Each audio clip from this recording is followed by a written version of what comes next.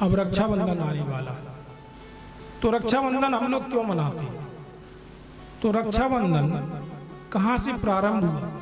तो कहते हैं कि रक्षाबंधन की परंपरा महाराज बलि के समय से प्रारंभ हुआ। जब भगवान राजा बलि के यहाँ 52 अवतार लेकर पहुंचे तो बलि से उन्होंने 3 पग भूमि का संकल्प लिया। तो 2 पग में तो उन्होंने पूरे ब्रह्मांड को नाप दिया। अब भगवान बोले राजा बलि से कि अब तीसरा पग हम कहाँ रखें?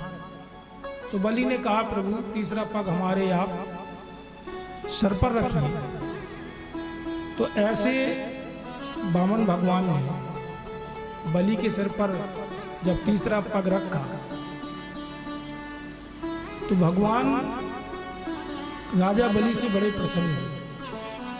और प्रसन्न हुए तो भगवान ने कहा कि हम तुम्हारी भक्ति और निष्ठा से, तुम्हारी वचनबद्धता से बड़े प्रसन्न हैं, तुम हमसे वर मांगो।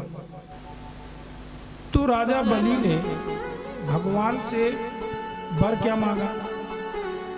वर मांगा कि प्रभु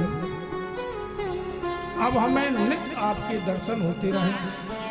तो भगवान ने राजा बलि को सुतल लोक का राज दिया और स्वयं भी सुतल लोक।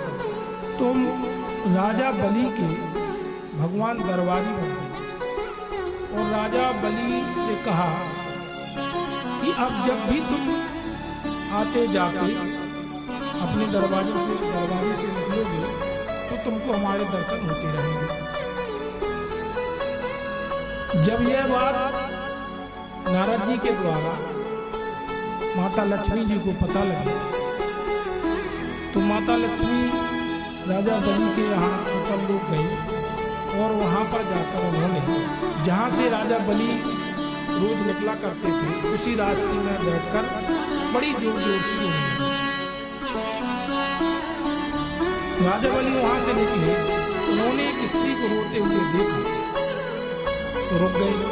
पूछा, देवी आप कौन हो और क्यों रो रही हो?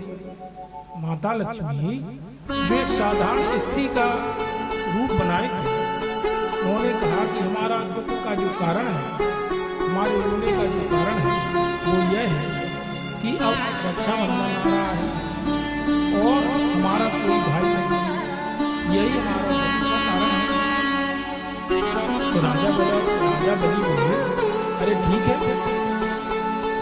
आपका अगर कोई भाई नहीं है तो कोई बात नहीं, आप हमारे साथ रहिए, आज से हम आपके भाई हैं और रक्षाबंधन वाले दिन राखी बांधना।